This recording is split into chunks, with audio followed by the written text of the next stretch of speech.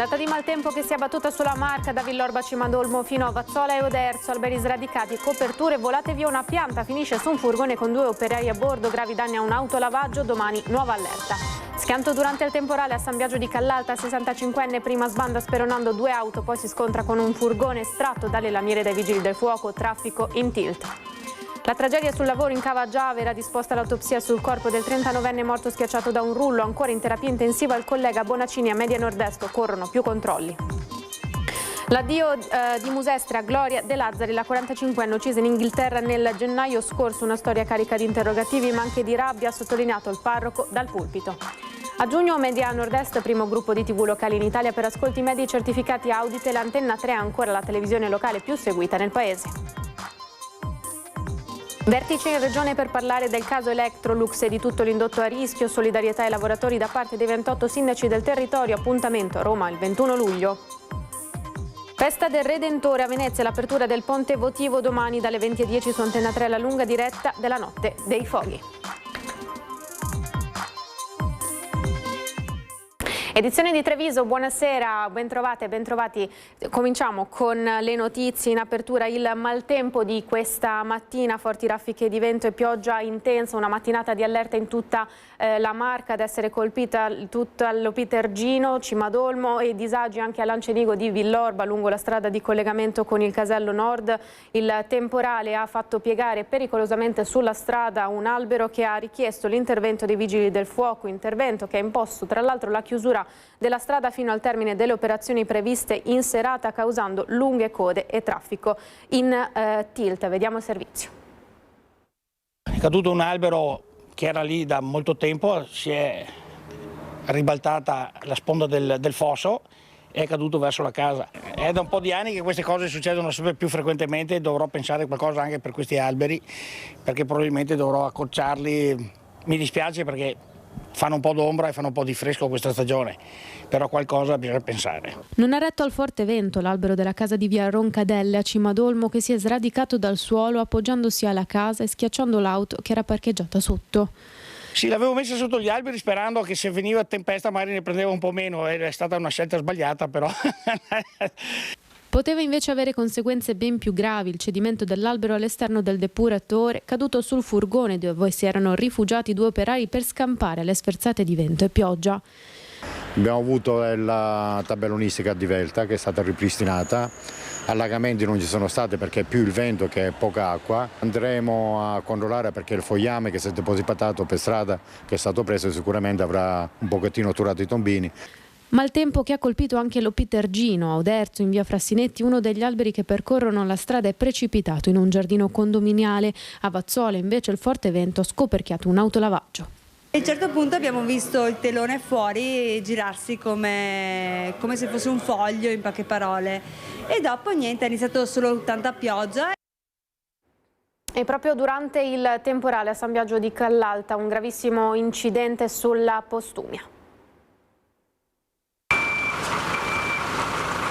È stato estratto dai vigili del fuoco, aiutati dal personale sanitario del Suema 118, il 65enne di Treviso che mentre era alla guida della sua Dacia Duster ha speronato prima una Porsche Macan e poi una Ford Fiesta e infine si è scontrato frontalmente con un furgone DHL a San Biagio di Callalta all'altezza del civico 58 lungo la strada Postumia in direzione Treviso. Ho sentito suonare quello che dice che mi stava avvicinando alla corsia e come ha suonato questo mi ha toccato e quindi io ho continuato dritto perché ho pensato nella mente, sai, quando in questo momento ho pensato di spostarmi dalla careggiata e ho parcheggiato là.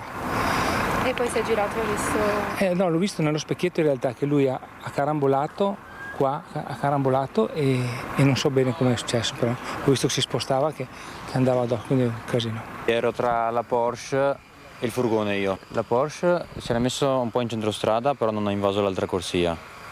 A parere mio, di mia madre, la Dacia, l'autista della Dacia ha avuto una sorta di mancamento, infatti tutto ad un tratto stava invadendo la nostra corsia, però ha rimbalzato sulla Porsche. Poi è andato a sbattere sul paraurti posteriore, che poi da lì, sbattendo contro la mia auto, ha rimbalzato di nuovo per poi invadere di nuovo la corsia per fare il frontale col furgone. Se non ci fosse stata la Porsche, sì, avrebbe invaso la corsia e avrebbe preso me e mia madre di muso.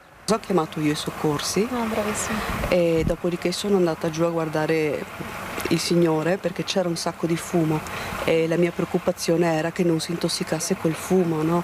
Per cui ho aperto la porta dietro perché quella davanti non si apriva e nell'aprire la porta dietro il fumo è un po' circolato. Gli ho chiesto come si sentiva, gli ho chiesto il nome, quindi vigile era vigile.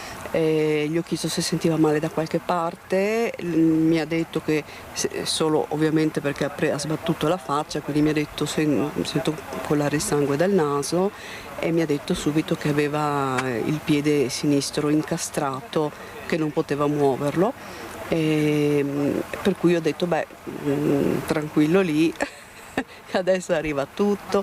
La sua prima domanda è stata: cosa è successo? Sul posto immediato l'arrivo dei vigili del fuoco che con l'utilizzo delle pinze hanno estratto dalle lamiere dell'auto il 65enne rimasto cosciente per tutta la durata del lungo intervento di salvataggio. Portato in ambulanza al Cafoncello di Treviso, non sarebbe al momento in pericolo di vita. Pesanti i disagi sulla viabilità con code lunghe chilometri in entrambi i sensi di marcia, traffico bloccato fino alla completa rimozione dei veicoli e la messa in sicurezza del manto stradale. Sulle cause del sinistro indaga la polizia locale che si è occupata anche dei rilievi e della gestione del traffico. E ancora doppia allerta gialla per il meteo domani, continuano le ondate di calore su buona parte della regione con disagio fisico sulla pianura e sulla costa, ma arriveranno anche temporali diffusi già dalla mattina a partire dalle zone montane e poi in estensione alla pianura nelle ore seguenti. I fenomeni potranno essere intensi, specie appunto sulle zone montane, pedemontane e sulla pianura centro-orientale. Tra domenica e lunedì si allenterà l'ondata di caldo. Nell'edizione di Venezia vi abbiamo reso conto in diretta di ciò che stava accadendo, la protesta dei centri sociali per l'arrivo dello yacht e dell'ambasciatore americano Fertitta, e per noi lì ci sono ancora il nostro Filippo Fois e Simone Merlo. Un flash da Venezia. Filippo, com'è la situazione? Buonasera.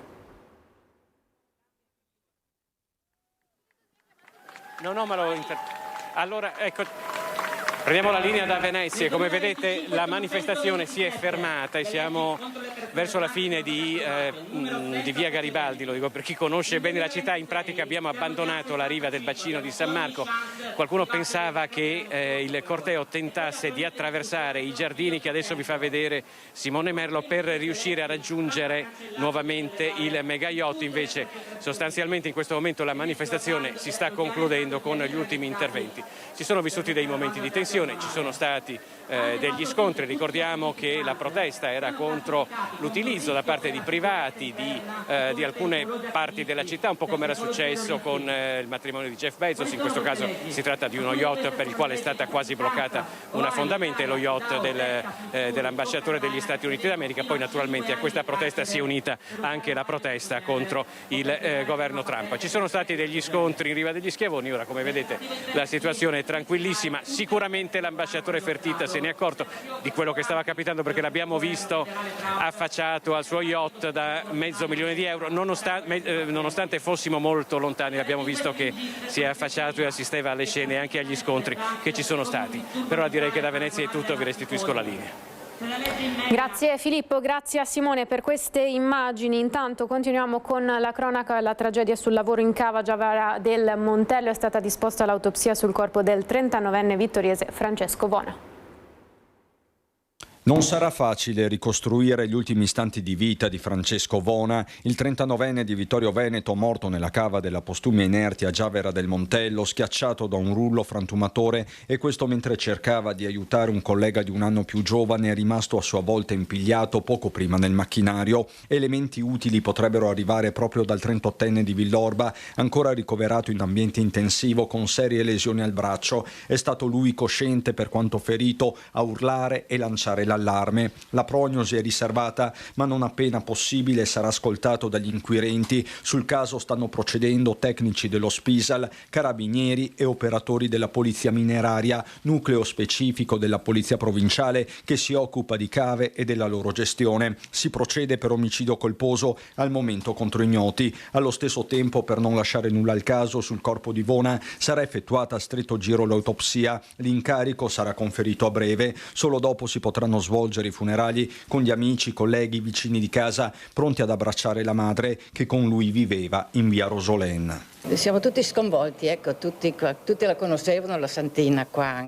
Ennesima morte sul lavoro, quella di Francesco Vona, più che un'emergenza, un fenomeno che interroga sindacati, categorie, politica. Un paese civile degno di questo nome deve fare di più, molto di più per quella che è una tragedia quotidiana. Non è possibile partire da casa la mattina o la sera, se si ha un turno notturno, e non sapere se si ritorna a casa vivi perché sul lavoro ti è capitato un guaio drammatico.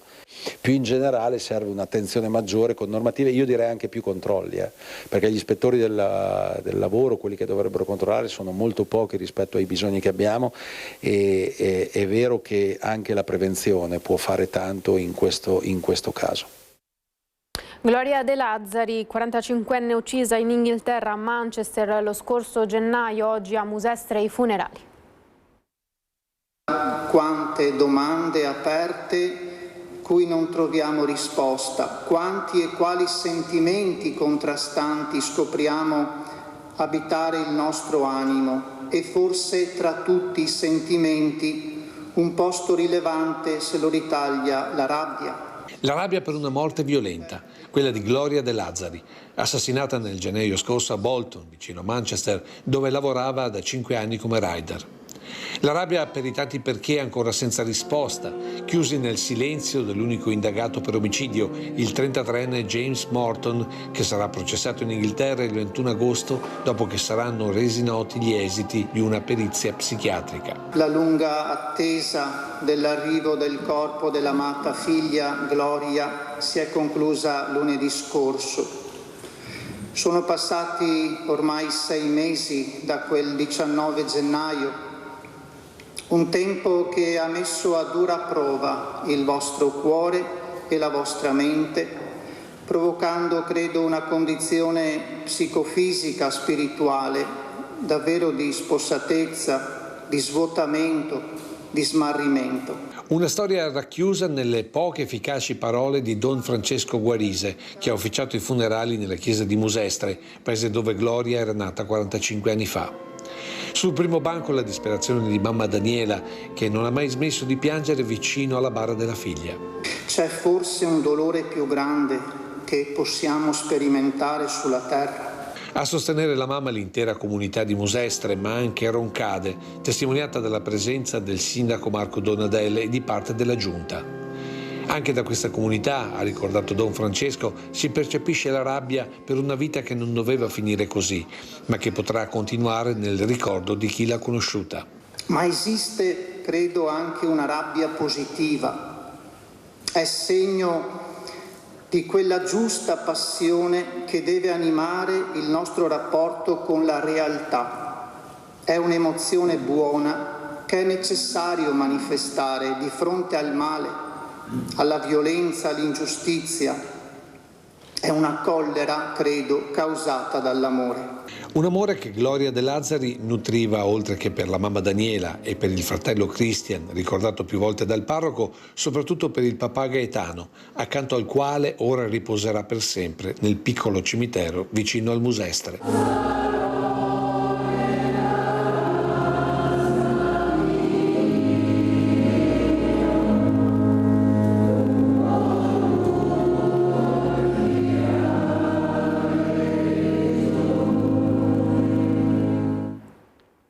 Voltiamo pagina al caso della condanna e della mobilitazione per la richiesta di grazia al gioielliere piemontese Mario Roggero, che in seguito alla rapina aveva sparato e ucciso 2 banditi. Ne sentiamo cosa ne pensano i trevigiani. Grazia al gioielliere Roggero. Lei fermerebbe? Risposta difficile. Perché? Perché siamo al limite per giustificare una cosa violenta. Però d'altro canto c'è anche una legittima difesa, no?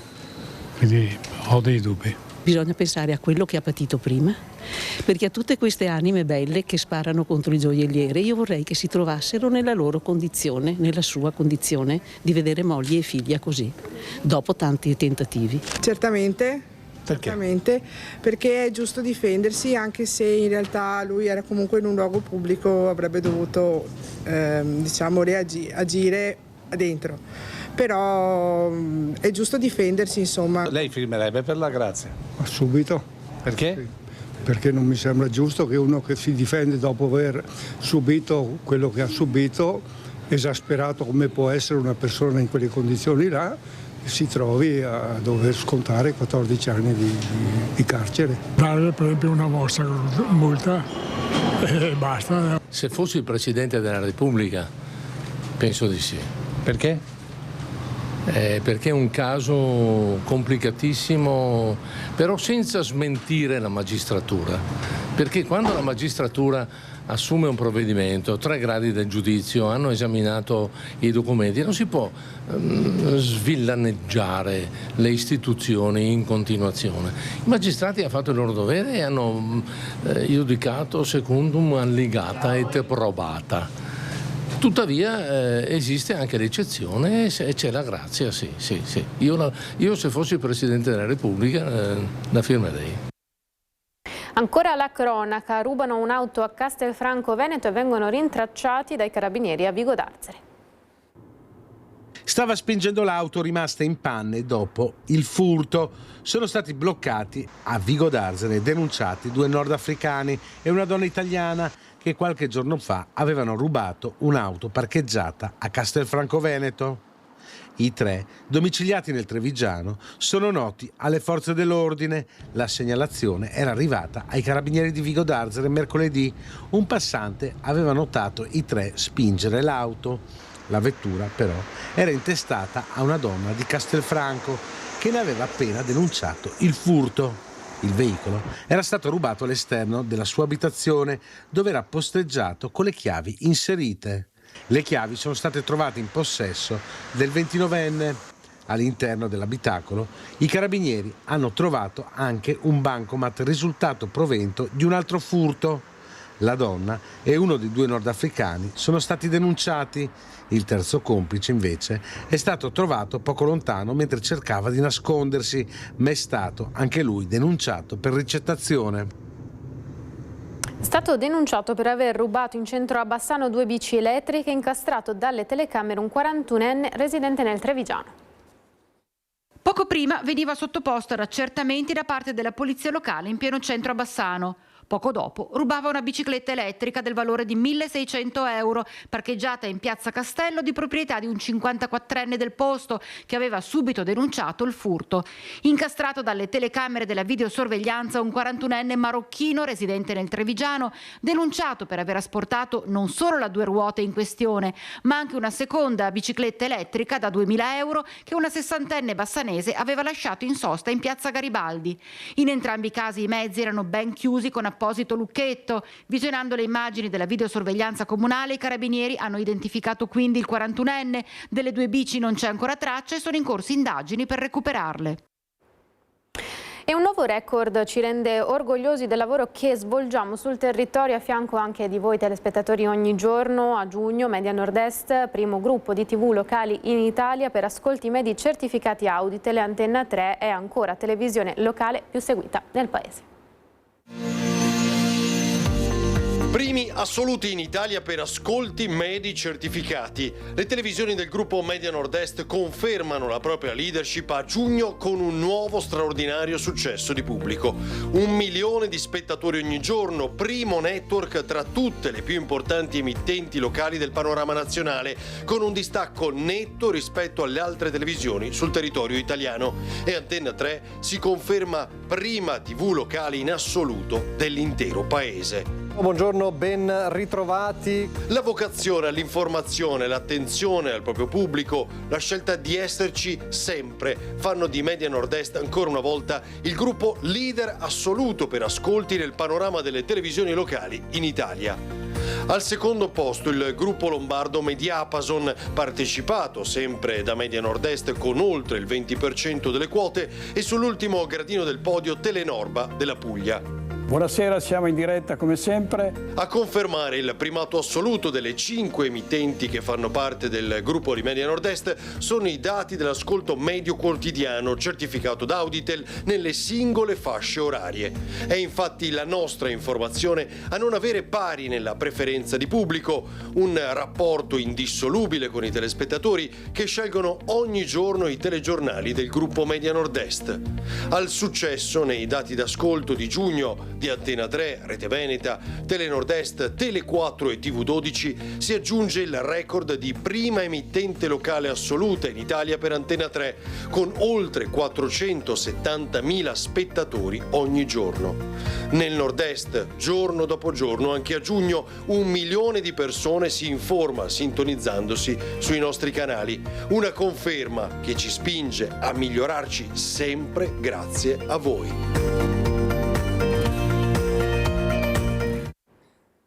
Torniamo invece sul caso Electrolux e tutto l'indotto a rischio. Il prossimo appuntamento è a Roma il 21 luglio. Abbiamo apprezzato la convocazione da parte della Regione di un tavolo su Electrolux che vada anche al di fuori dei cancelli della multinazionale, perché parliamo naturalmente di un indotto che coinvolge anche aziende, in particolare della gomma plastica, dell'imballo, perché abbiamo il dovere di tutelare, di difendere e di rilanciare il tessuto industriale veneto. Dopo i tavoli romani, incontro al vertice anche in Regione per il futuro di Electrolux, indice puntato sul tema dell'indotto e delle piccole e medie imprese coinvolte da un possibile ridimensionamento dell'azienda madre. Si parla di centinaia di lavoratori a rischio, oltre a quelli diretti.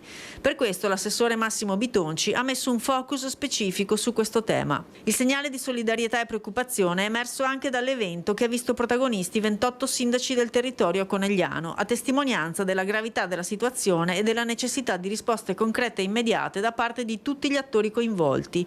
Il sindaco di Susegana ha una ricetta. Deve fare il sistema da politica che difenda il territorio.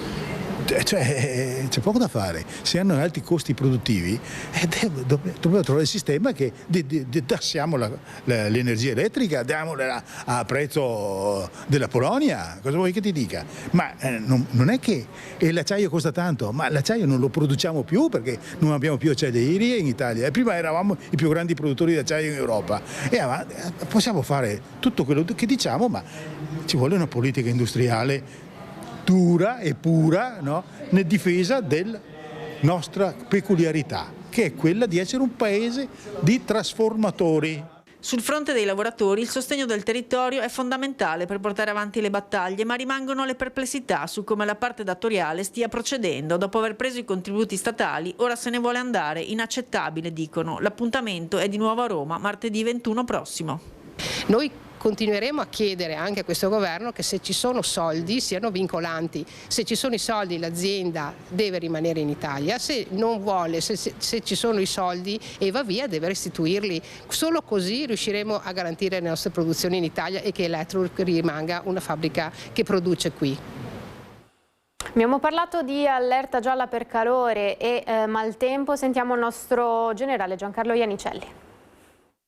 L'attenuazione dell'anticiclone ha favorito una discesa di aria instabile che ha dato vita purtroppo aria più fresca, che ha dato vita a sistemi perturbati, a qualche temporale anche intenso, stante l'accumulo di calore, quindi di energia un po' su tutta la pianura, naturalmente sui rilievi.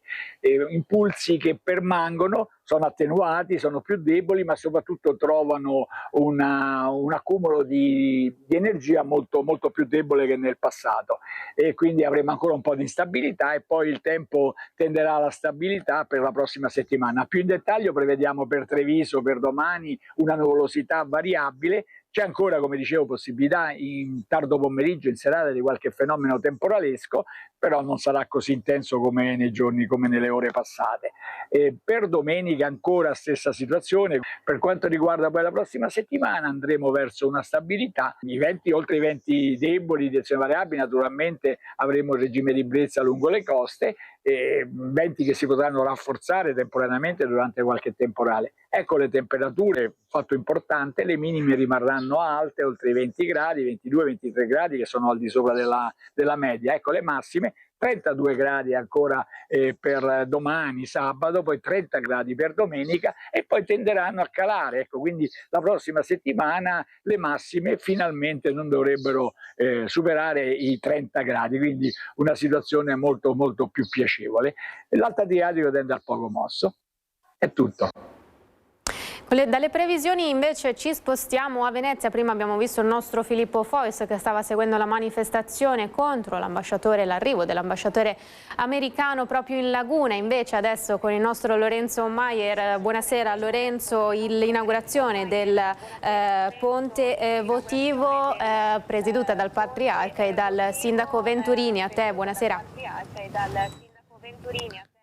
Buonasera Edi, a te e ai nostri telespettatori del TG di Treviso. Sì, Venezia ha vissuto il primo atto ufficiale, il primo atto simbolico, fortemente simbolico di questa festa. Le autorità, come dicevi giustamente, il Patriarca e il Sindaco hanno attraversato per prime questo ponte, il ponte galleggiante che le immagini di Fabio Fagliero vi stanno facendo vedere, e questo ponte che è una delle occasioni in cui la città si ritrova con un ponte galleggiante, come anche la Madonna della Salute si ritrova in questo caso davanti alla Basilica del Santissimo Redentore. Il sindaco Venturini, al suo primo Redentore da primo cittadino, non ha nascosto la sua emozione, ma le parole del Patriarca e del sindaco sono state molto significative, perché hanno ben spiegato come il Redentore sia certamente l'occasione di onorare la storia e la tradizione, ma sia anche una festa attuale che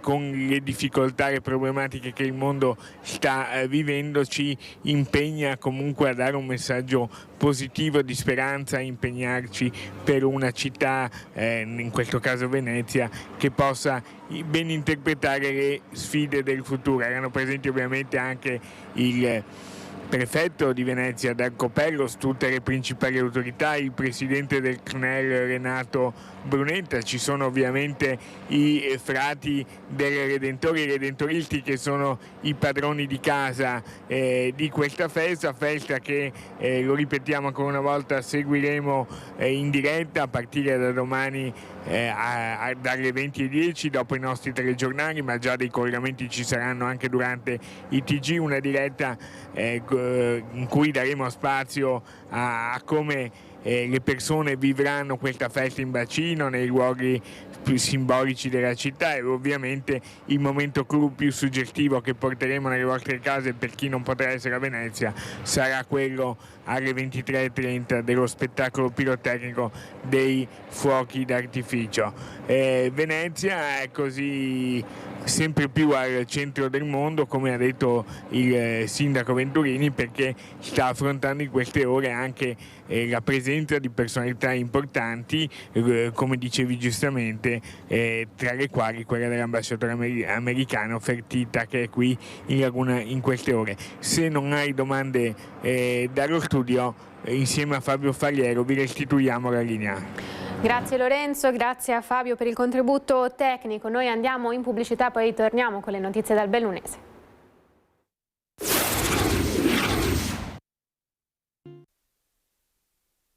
E ora le notizie dal Bellunese.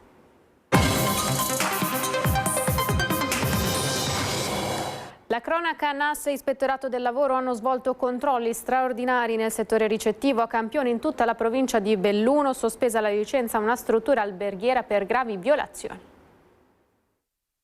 Sicurezza antincendio, igiene e tutela dei lavoratori. E su questi tre fronti che si sono concentrati i controlli straordinari eseguiti dai carabinieri del NAS e del NIL in diverse attività commerciali e turistiche della provincia di Belluno.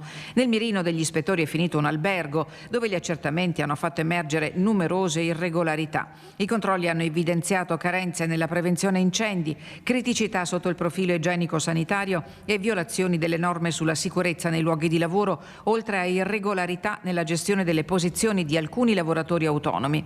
Le violazioni sono state immediatamente segnalate agli enti competenti. Un primo provvedimento ha disposto la sospensione temporanea dell'attività di bar e ristorazione con il divieto di somministrare cibi e bevande fino all'eliminazione delle criticità riscontrate.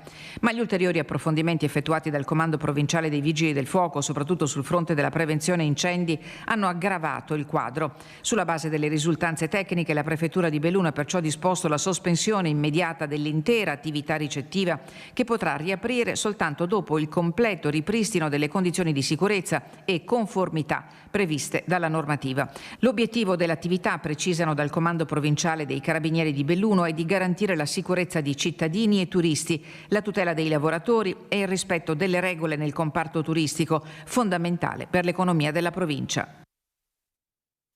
Si è conclusa a tarda notte invece il recupero di una Porsche d'epoca uscita di strada autonomamente ieri sera intorno alle 19 lungo la provinciale del Passo Giao in comune di Colle Santa Lucia. Uno dei due occupanti della vettura, un 79enne di San Marino, è rimasto bloccato nell'abitacolo ed è stato liberato dai vigili del fuoco intervenuti con le squadre di Agordo e dei volontari di Colle Santa Lucia. L'anziano ha riportato traumi giudicati di media gravità ed è stato trasportato all'ospedale di Belluno. L'altra persona è riuscita ad uscire dall'auto da sola prima dell'arrivo dei soccorsi. Impegnativi invece le operazioni di recupero della Porsche 914 per riportare il mezzo in strada. Infatti è arrivata in supporto l'autogru dei pompieri di Pordenone. Via libera con il 90% dei consensi al nuovo contratto integrativo nello stabilimento Epta Costa di Limana. Hanno votato 614 lavoratori, pari al 54,5% degli aventi diritto. L'intesa, valida per il triennio 2026-2028, introduce nuove indennità, conferma il premio variabile fino a 2.850 euro, istituisce un altro premio benessere e continuità fino a 1.200 e rafforza le misure di welfare con borse di studio, bonus nascita e polizze vita. Soddisfatta la FIOM CISL, che parla dell'integrativo economicamente più rilevante della provincia. Più critica invece la CGIL, pur rispettando il voto dei lavoratori, sostiene che l'accordo difende i diritti acquisiti ma non garantisca sufficienti avanzamenti su salari e tutele per i nuovi assunti. L'azienda sottolinea invece il valore del dialogo sindacale e delle nuove misure a favore di benessere e competitività. T'è polemica invece in provincia di Belluno sulle deleghe assegnate dal presidente Marco Staunovo Polacco al consigliere Renzo Minella.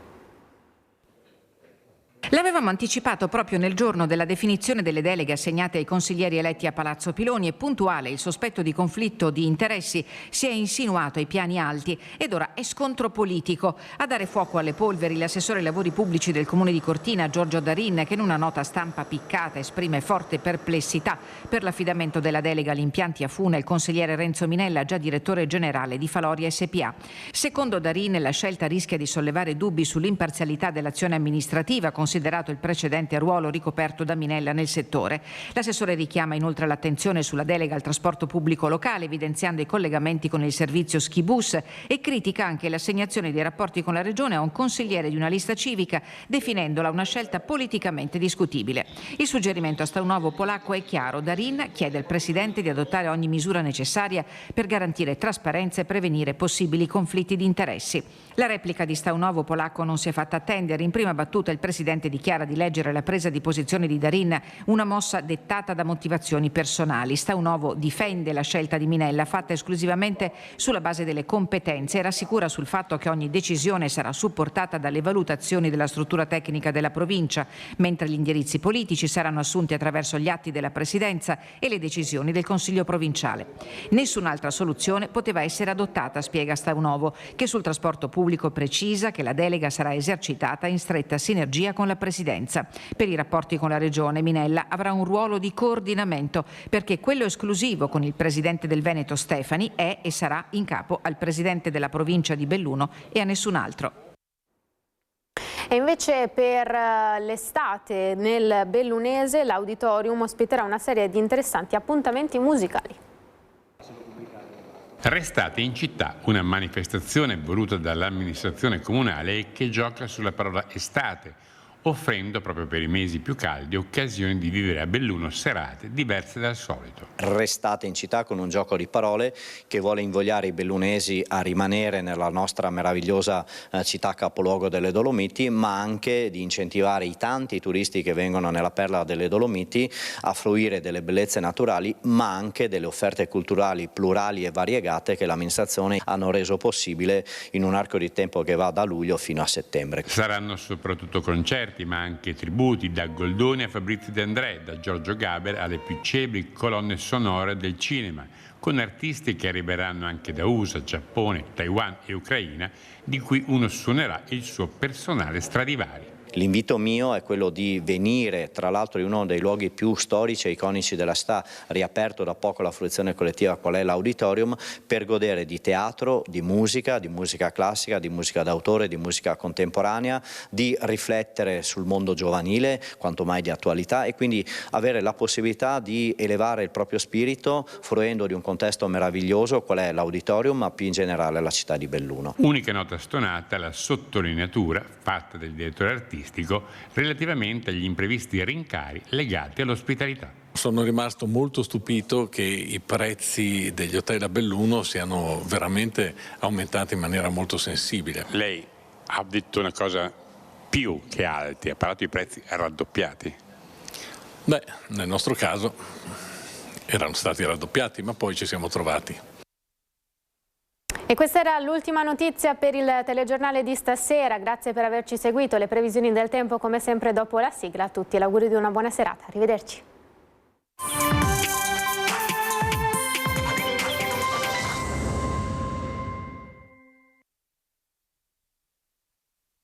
Tonus